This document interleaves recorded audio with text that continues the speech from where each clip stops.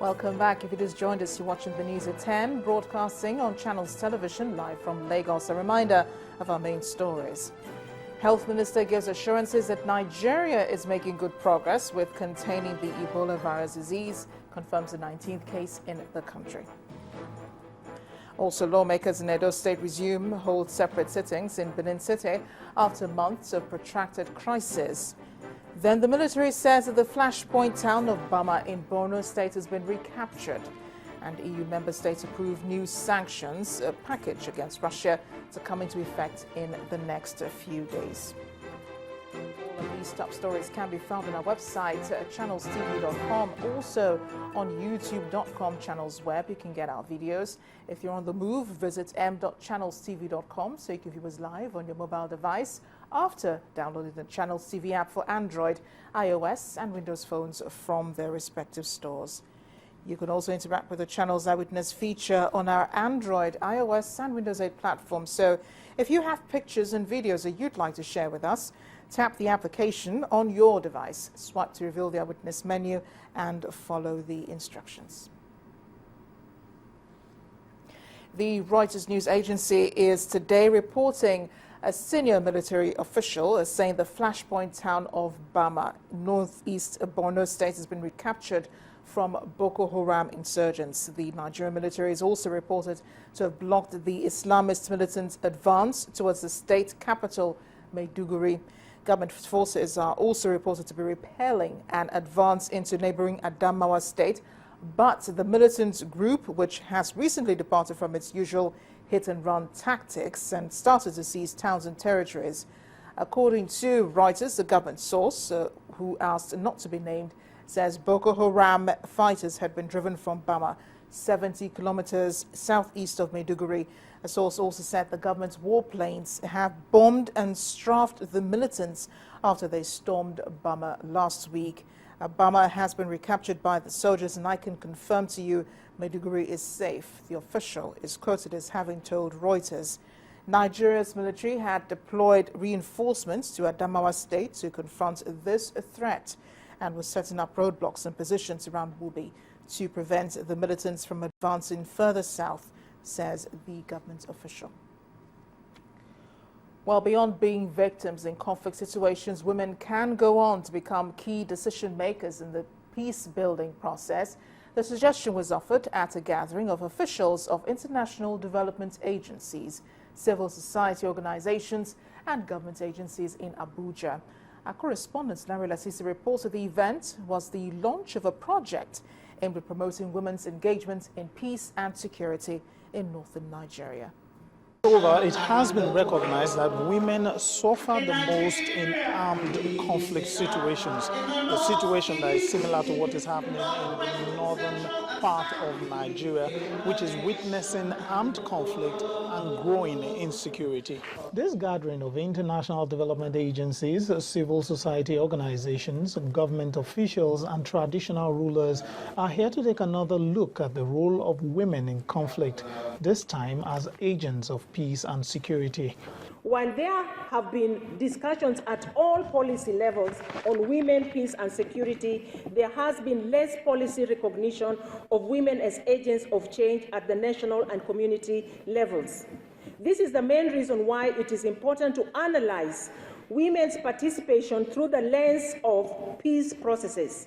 Women's involvement in conflict resolution and peace negotiation is not just an issue for women, but also for men, for the entire society. The point is to improve life for all people. Representatives of the federal government at the event commended the initiative that aims to strengthen the role of women in conflict resolution. The program is starting in the Northeast because of its responsive to the challenges being faced by the Nigerian women and girls in that region. Not only post-conflict, we need women at the pre-conflict stage. When women speak at the pre-conflict stage, there may not even be conflict. The states selected for the pilot phase of the project were also at hand to speak on the project. The governor of Gombe State told the gathering how his state is coping with the growing insecurity in the northern part of the country. While the violent conflicts are raging in neighboring states of Borno, Yobe, and Adamawa, Gombe is grappling with the effects. Presently, there are 1,599 internally displaced persons living in our camps, only one camp in Urojuli. It appears almost everybody here is agreed with the quote by Eleanor Roosevelt that it's not enough to just talk about peace. One must believe in peace and one must walk towards peace. Lanre Lasese, Channels Television News.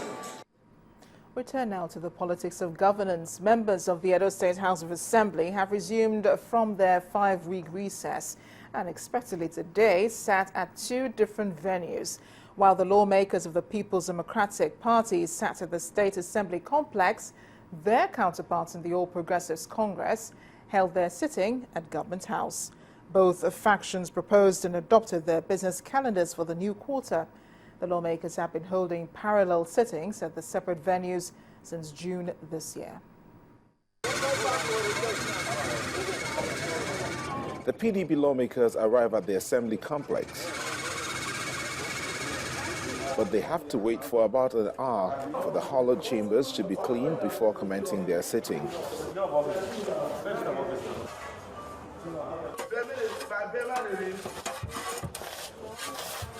And until the ongoing renovation work is completed, this may have to be part of their daily routine. One of the PDP lawmakers is, however, optimistic that this may not last for too long. As it is now, it's not habitable. But by grace of God, we'll be using it. Now that the rains have come, I think steps will be taken to put the place in order so that it will be habitable and more useful for legislative business for this quarter. On the other side of the divide, the Speaker of the House also joins the other APC lawmakers at the State Government House, waiting to commence the day's proceedings. Both plenaries turn out basically the same way, with both factions presenting and adopting proposed business calendars for the new quarter. But while the PDP lawmakers proposed 77 sitting days, the APC lawmakers proposed a total of 75. Mr. Speaker, we propose that starting from today, we'll start sitting that will end on the 24th of December by the grace of God. In September, we propose to sit for 17 days. In the month of October, we propose to sit for 22 days. For November, we propose 20 days. And for the month of December, 18 days. Today being 8th of September, the proposed calendar starts, the House will start today. And in September, if approved, we'll be having 17 days of sitting. And in October, we'll be having 23 days of sitting. In November, we'll be having 20 days of sitting. And in December, we'll be having 15 days of sitting. And then comes time to decide whether the motions are accepted. If you are in support that this Honorable House adopt this proposed business calendar, please say aye. Aye. Against say nay. Ayes have it. If you support that this adoption forms part of our resolution today, please say aye. Aye. Against say nay. The ayes have it. A divided House indeed.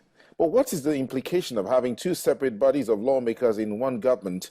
A professor of history at the University of Benin explains.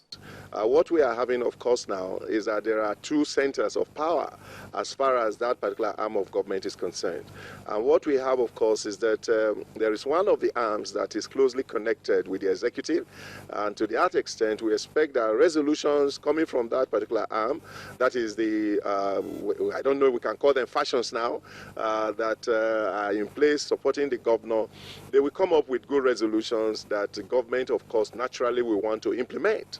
But once they are coming from the other body, which seems not to be in agreement with the governor, whatever resolutions they pass, it will be difficult for them to force the government to implement them. It appears this crisis may linger for some time and may have to be resolved by the people, perhaps in February next year, as some of the electorate in the state have vowed to wait for the lawmakers at the polls. More politics now. The governorship contest in Lagos has always been a very keen contest, and the ruling party in the state, the APC, is not leaving any stone unturned. Today in Lagos, one of the party's aspirants for the Lagos governorship race and former Accountant General of the state, Mr. Akinwumi Ambode, was joined by party leaders and supporters across the state's local government at a new campaign office launched in Gbagada area. Local support groups were also inaugurated to work for the success of Mr. Ambode at the party primaries. Our political correspondent, Shewa Kimbaloye, reports. On the inauguration of the various committees, a full house and many more still wanting to gain entrance. Grassroots leaders of the APC across the local government areas of Lagos State all seated here, and their reason is a search for the party's flag bearer ahead of the Lagos governorship election. Everyone here seems to have unanimously thrown their weight behind this man, Akintunde Ambode, a chartered accountant and a former Accountant General of Lagos State. They say he is tested, and now they're showing their support by asking him to run at the party's primaries. The dancing and singing and the whole excitement in this room are just a clear show of how much these people want Ambode to run in the primaries.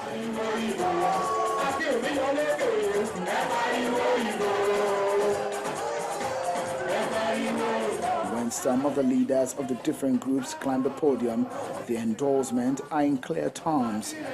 It's a man who will tell you, I will do this tomorrow, but before you get there, that tomorrow is already done. I'm not going to regret now, because I have worked with him when I was the executive secretary in Ikeja local government.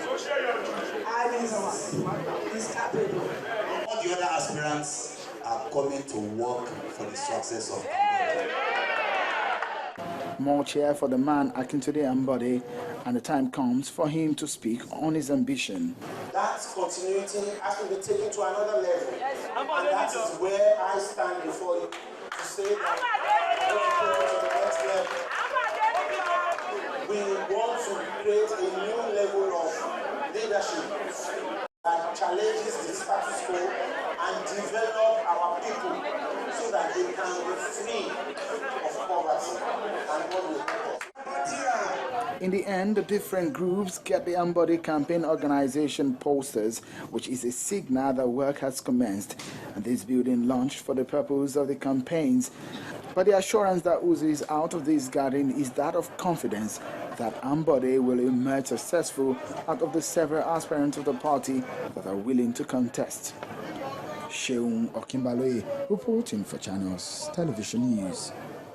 We go now to the Niger Delta, where it was not a normal workday today at Total Nigeria Limited in Transamadi, Port Harcourt, as angry youth stormed the gate of the oil firm in the early hours of today, stopping all movements in and out and demanding justice for a former contract staff, Steve Aralu. Our correspondent Emmanuel Erei has more on this. Enough is enough. These members of the Joy Youth Council say they are protesting what they call the inhuman treatment meted out to a former contract staff, Steve Aralu of Total Nigeria Limited in Port Harcourt, who they say is suffering from the ills of casualization. According to them, Mr. Aralu was sacked and abandoned by the company after he became a victim of a chemical explosion while working as a laboratory technician, leading to cancerous injuries. What we're demanding here is that the young man is lying, he's in coma now. We're demanding that this young man must be treated. One of the defense Total brought up was that he's a contract staff, so they owe no obligation. So we are standing here that they must stop casualization of workers. Speaking on behalf of the company, the Deputy General Manager, Community Affairs of Total, told Channels Television that the issues will soon be resolved. That Total is fully aware of what is going on here. So what I need to do is to reach back to the top management and see a way we can move forward by having a meeting with the leaders of this group so that we can find a way out or create a roadmap to solving this matter. No work activity has occurred here today in Turmoil. The gates leading to the premises have been cordoned off by the police. And these protesters say that they will be here for the next 1 week until their demands are met. Emmanuel Iri, Channels Television News. And still ahead on the news at 10, police leadership approves posting of new commissioners of police. That's in a moment. Please join us again.